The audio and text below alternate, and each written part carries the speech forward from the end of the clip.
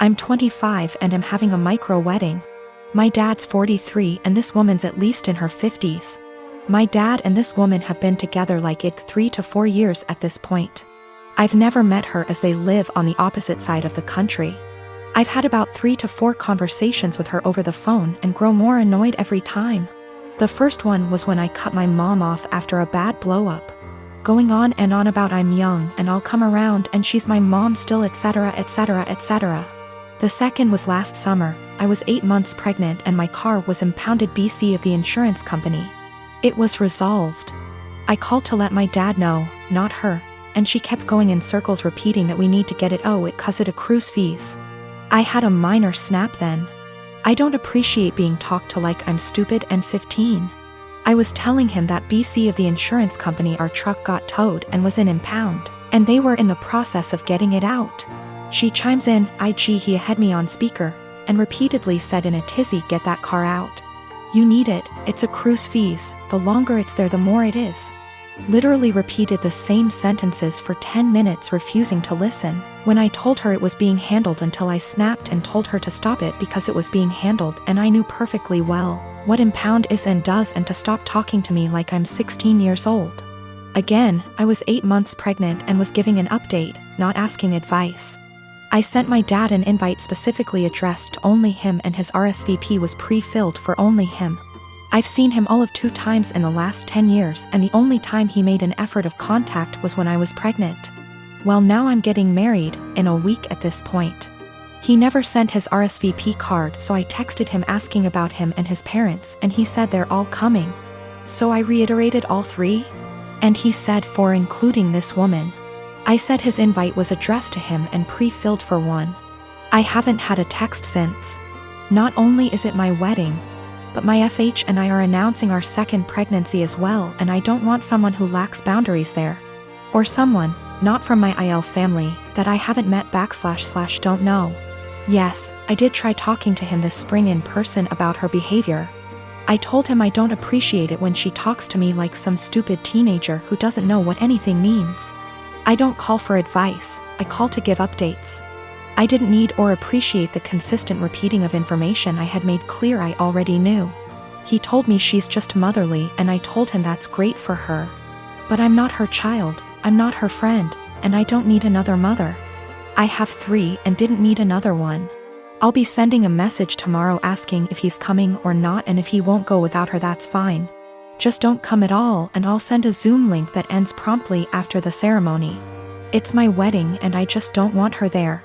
If he doesn't want to go without her that's fine, I'll send a link to the stream for those who couldn't be there.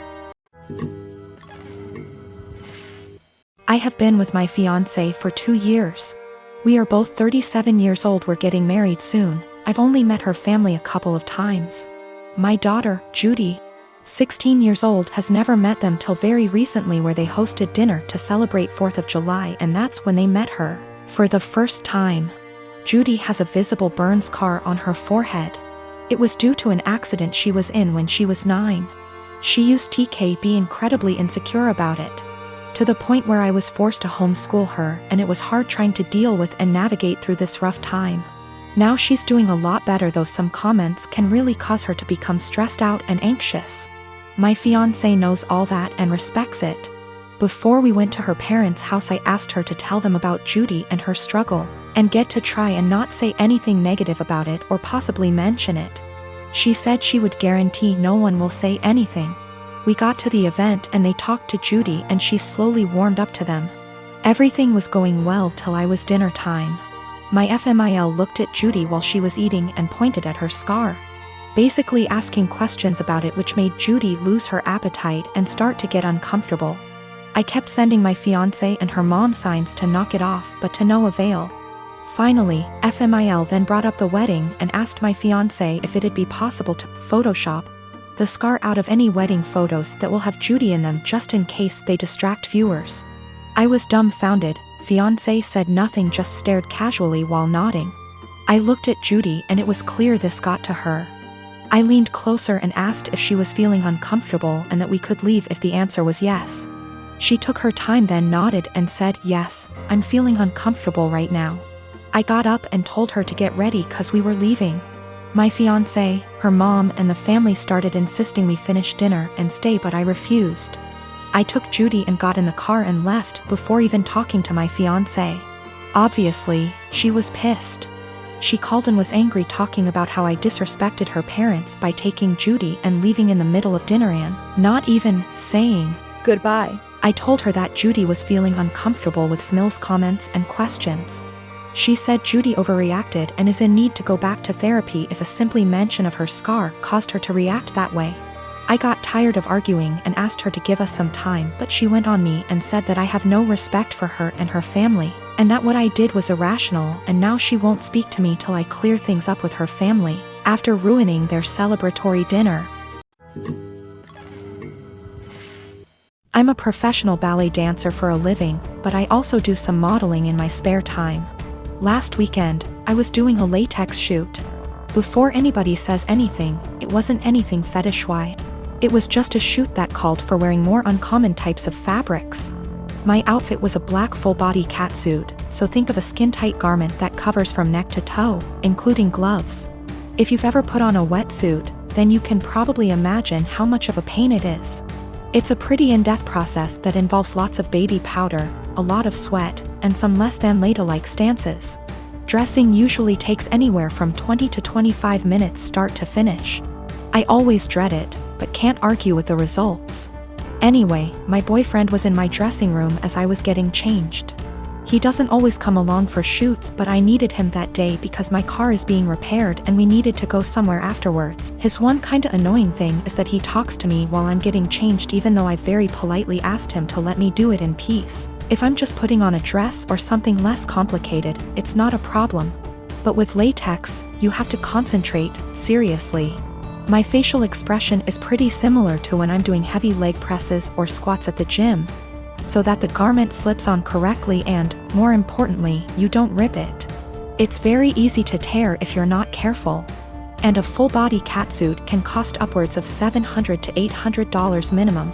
So as I'm struggling, may have been on the floor on my back with my feet up on a chair, pushing my butt up to get the garment over my hips, he won't stop talking.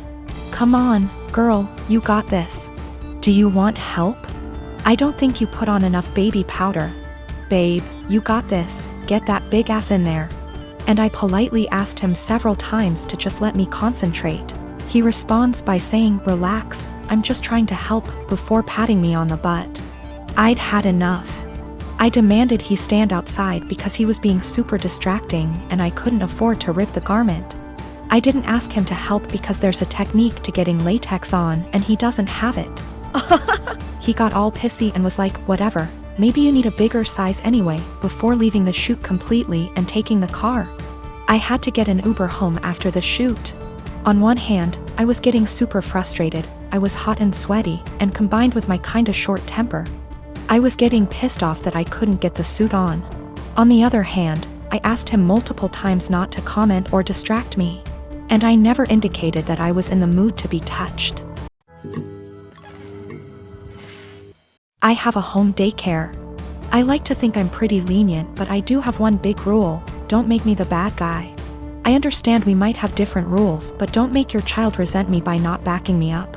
Anyway, another rule is I don't allow outside toys or electronics. Kids can bring us stuffed animals for nap if they're sleeping on rest mats, but I don't want to be responsible if something gets broken. Years ago, I used to let kids bring whatever. Then a cheap McDonald's toy broke by accident, kid was upset and mom got mad at me. So now it's a hard rule. Most are okay with it. But I have a new kid, whose mom wanted him to bring his tablet because he needs it. I said sorry, but no. I'm not going to be responsible for it. We went back and forth, but finally she just says fine. But every morning, he's crying because she took his tablet from him in the car. She always gives me this look and says, Miss Lucy says no tablet. I always try to say we have plenty of toys, but the kid spends the whole morning sulking. I've talked to mom, asked her to leave it at home and not even put it in the car, but she says he needs it. It's been a month and yesterday was the straw that broke the camel's back. Kid came in crying as usual. I tried my usual redirection, which didn't work. Mom was giving me a look of, see what you did. Then she had the nerve to say to him, "I know you need your tablet, we've talked about this before, Miss Lucy is strict." That pissed me off. I ended up telling her to take him home right then and there.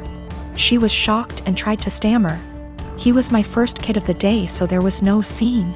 I just handed back his backpack, said he was no longer a student of mine, and began to pack his extra clothes and the sippy cup he kept. Mom was in tears as she left. My husband thinks she was right. I'm too strict and should have broken policy instead of causing drama. There was no medical need for the tablet. It was all just that he wanted it. I'm not making a waiver for electronics. That won't stop other issues with the tablets, such as jealousy and drama, so my "don't make me the bad guy" rule has been misunderstood, partly as I worded it poorly. I don't expect blind obedience. No one has to agree with my rules. They can challenge them, to me.